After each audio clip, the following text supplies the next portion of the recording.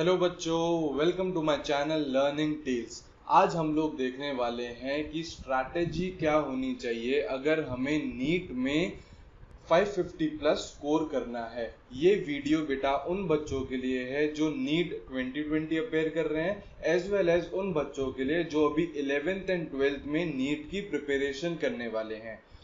तो बायो के लिए ऑब्वियसली सबसे जो इम्पोर्टेंट चीज है दैट इज एनसीईआरटी। आपको एनसीईआरटी पूरी की पूरी पढ़ी भी होनी चाहिए।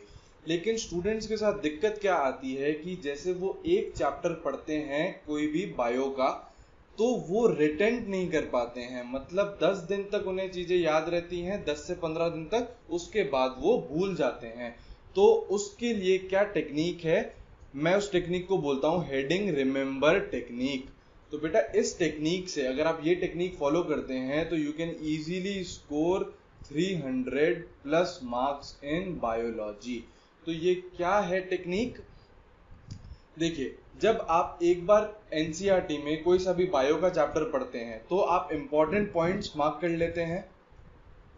तो जो इंपॉर्टेंट पॉइंट्स होते हैं उन्हें आपने मार्क कर लिया, या फिर पेन से या फिर हाइलाइटर से। फिर क्या करिए, वापस उसी चैप्टर को पे स्टार्टिंग पे आइए। सपोज आप 5th चैप्टर पढ़ रहे हैं एंड उसका फर्स्ट टॉपिक पढ़ रहे हैं, तो 5.1 आप पढ़ रहे हैं, तो उसकी सिर्फ आप क्या देखिए, हेडिंग देखिए। उसकी हेडिंग देखिए और उस एनसीईआरटी की बुक को क्लोज कर दीजिए एंड ट्राई टू रिमेंबर कि उसमें क्या क्या पॉइंट्स थे। तो जब आप दिमाग में ही वो पॉइंट्स एक बार आप रिकॉल कर लें उसे, तो एक बार आप वापस एनसीईआरटी ओपन करिए एंड उसे चेक करिए कि क्या आपने कुछ पॉइंट मिस करा है। तो फर्स्ट बारी में आप चेक करेंगे कि 2 से 3 पॉइंट आप जरूर मिस कर देंगे, है ना। ऐसे ही आप 5.2 के लिए करिए, 5.3 के लिए कर लिए, पूरे के पूरे चैप्टर को आप ऐसे एक बार पढ़ लीजिए, है ना। फिर वापस से आप 5.1 पे आइए और वापस हेडिंग देखिए और एनसीईआरटी की बुक क्लोज कर दीजिए। फिर आप सारे के सारे जो इंपॉर्टेंट पॉइंट्स हैं रिकॉल करने की कोशिश करें। ऐसा आप पूरे के पूरे चैप्टर के लिए 2 से 3 बारी करें। तो 2 से 3 बारी करने में बेटा आपको सारे के सारे पॉइंट्स दिमाग में याद हो जाएंगे एंड वो बहुत ज्यादा दिन के लिए रिटेन रहेंगे आपको। इससे आप पूरा का पूरा चैप्टर इंपॉर्टेंट पॉइंट्स हेडिंग के थ्रू सारे के सारे आप याद रख सकते हैं। एंड हार्डली ये चीज करने में एक चैप्टर के लिए 1 घंटा लगेगा। नीट 2020 देने वाले हैं तो उनके लिए ये टेक्निक बहुत ही ज्यादा इंपॉर्टेंट हो जाती है, एज वेल एज जो 11th एंड 12th में पढ़ रहे हैं वो ये टेक्निक फॉलो करें चैप्टर्स के लिए, ताकि आप लोग एक चैप्टर बहुत ज्यादा टाइम तक आप उसे याद रख पाएं। और जो क्वेश्चंस आते हैं नीट में बायो में specifically, that is entirely based on your NCERT.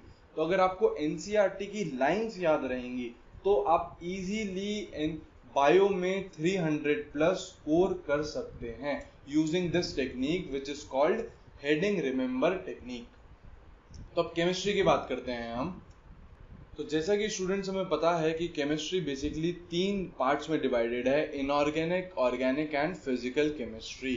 तो हर किसी का वेटेज अलग अलग रहता है। मैंने इस पे एक डिटेल्ड वीडियो बना रखा है कि how to score 140 plus in chemistry.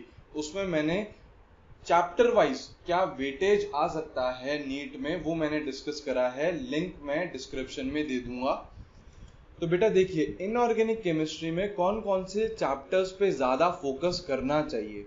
तो सबसे इंपॉर्टेंट चैप्टर्स जो हैं that is chemical bonding, P block and coordination compound. In chapters पे अगर आप फोकस कर लेते हो अच्छे से तो इनऑर्गेनिक केमिस्ट्री में आप लोग 10 क्वेश्चंस, 10 to 12 क्वेश्चंस आप इजीली अटेम्प्ट कर सकते हैं सिर्फ और सिर्फ इन चैप्टर्स की हेल्प से, chemical bonding, P block and coordination compounds.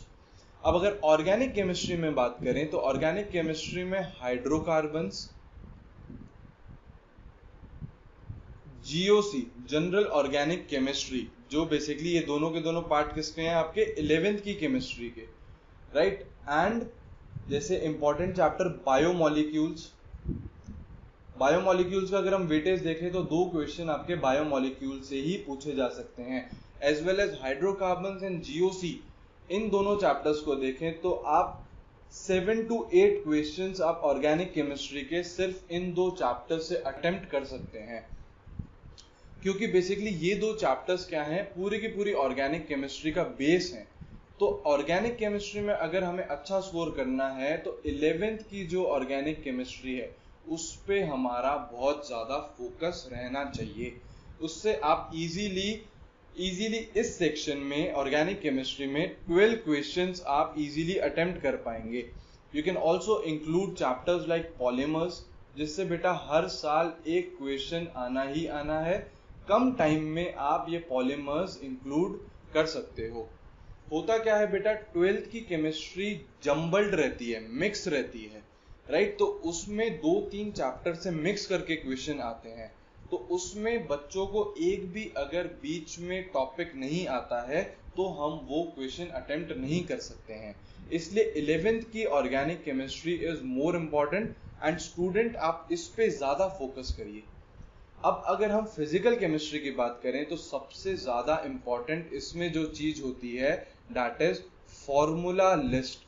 मतलब एक लिस्ट होनी चाहिए आपके पास फॉर्मूलाज की सारे, जिससे आप बार बार उसे देखें तो आपको सारे के सारे फॉर्मूलाज रिकॉल रहें, याद रहें आपको। फॉर्मूला लिस्ट मैंने अपने खुद हैंड रिटन नोट्स से बना रखी है, तो आप उसको जरूर देखिए, उसका प्रिंट आउट लीजिए और उसको बार बार आप देखेंगे तो आपके फॉर्मूलेज आपको याद हो जाएंगे। तो कौन कौन से चैप्टर्स फिजिकल केमिस्ट्री में भी हमें करने चाहिए। First is equilibrium, very important chapter, both chemical as well as ionic equilibrium. Thermodynamics, ये चैप्टर आपका सबसे ज्यादा इंपॉर्टेंट चैप्टर है। क्यों? क्योंकि इसमें दोनों chemistry as well as physics दोनों में कवर हो जाता है ये। तो अगर आप थर्मोडायनेमिक्स बेटा करते हैं तो केमिस्ट्री एंड फिजिक्स दोनों कंबाइन करके हम देखें तो 5 to 6 क्वेश्चंस एक अकेले थर्मोडायनेमिक्स से यू कैन अटेम्प्ट। और हम चैप्टर्स की जैसे बात करें तो जैसे मोल कॉन्सेप्ट, 2 क्वेश्चंस बेटा हम मोल कॉन्सेप्ट से भी कवर कर सकते हैं। आपके एटॉमिक स्ट्रक्चर में भी हम 2 से 3 क्वेश्चन अटेम्प्ट कर सकते हैं। एटॉमिक स्ट्रक्चर में हमें किस पे फोकस करना चाहिए, जैसे क्वांटम नंबर्स है उन पे फोकस करिए, बोहर मॉडल है उस पे फोकस करिए। हमारी electrochemistry, this is also very important chapter. तो अगर आप फिजिकल केमिस्ट्री में फॉर्मूला लिस्ट रखते हैं, उसे बार बार पढ़ते हैं और ये सारे चैप्टर्स को फोकस करते हैं तो आप इजीली 12 to 14 क्वेश्चंस आप अटेम्प्ट कर सकते हैं इन फिजिकल केमिस्ट्री। मैंने एक बहुत ही डिटेल्ड वीडियो बना रखा है कि केमिस्ट्री में हम 140+ मार्क्स कैसे लेके आए, उसमें मैंने अलग अलग चैप्टर्स का वेटेज बता रखा है, तो उस वीडियो को जरूर जाके देखें इस वीडियो के बाद।